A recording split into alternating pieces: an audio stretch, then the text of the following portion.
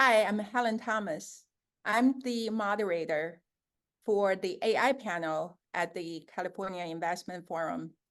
And today I'd like to introduce to you my dear friend, a longtime colleague, and AI pioneer that I have the honor to know, Bill Klein. Hello, Bill. Would you just give a quick intro of your, AI journey? Yeah, thanks, Helen. And it's good to be here with you. It's good to be invited to this panel. I really appreciate that. It's a big honor for me. So thank you very much. Just quick background on me. I'm the type of guy who's been doing computers and programming and things like that since I was 8 years old. I think I wrote my first program when I was 7 or 8 years old. And I probably wrote my first AI program when I was in high school. So I've been doing it forever.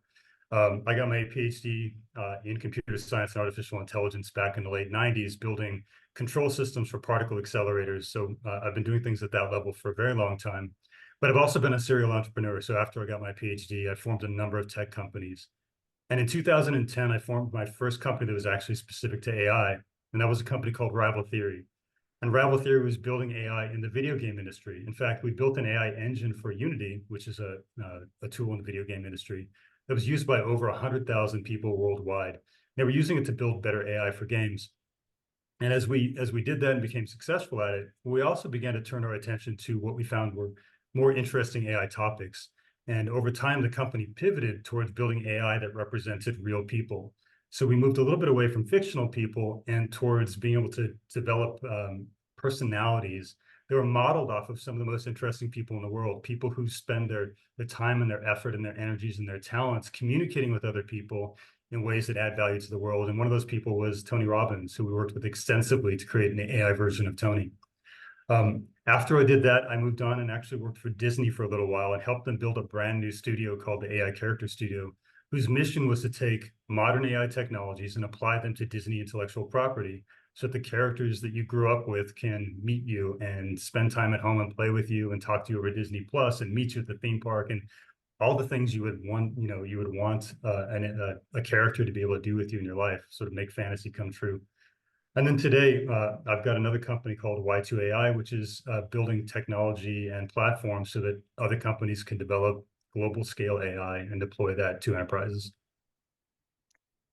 So it's been a while since we took a road tour meeting with CEOs of public companies telling them about AI when nobody cared about AI 12 years ago.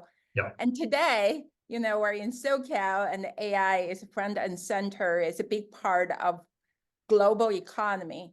So what's your worldview today? What has changed from your vantage point? Yeah, I think the biggest thing that's changed is really large language models. I know there's tons of AI models that can do amazing things today, but the real key to large language models is that for the first time, we're able to communicate with computers on our own terms, using natural language and be able to speak to them and have them actually understand us.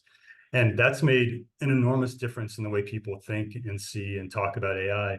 And people think about the ability for AI to help us. It's mainly based on that particular technology, even with all the other amazing things that are happening around video and audio and this and that. It's large language models, and they've changed the game for what people are willing to and are able to do with really intelligent systems. So what's your vision and mission moving forward? What's your new venture, Bill? Well, I think it's really to push the envelope, and you know me, Helen. Yes. It's one thing to take an AI system that's a tool, but an AI system that is a program that you're going to send some information to and get some information back from, and begin to turn that towards systems that have their own self-awareness and their own self-intelligence, systems that are self-sentient. And the reason to build systems like that is so that we have these collaborators in the world with us that aren't sitting around waiting for us to tell them what to do, but are proactively helping us do all the things that we'd like to be able to do, whether that's with our work or with our personal lives or whatever. And so I really look forward to a future in which AI are living among us. Awesome. Can't wait to have you at the panel, and thank you for taking the time and recording this introduction. Thank you, Bill. Thanks.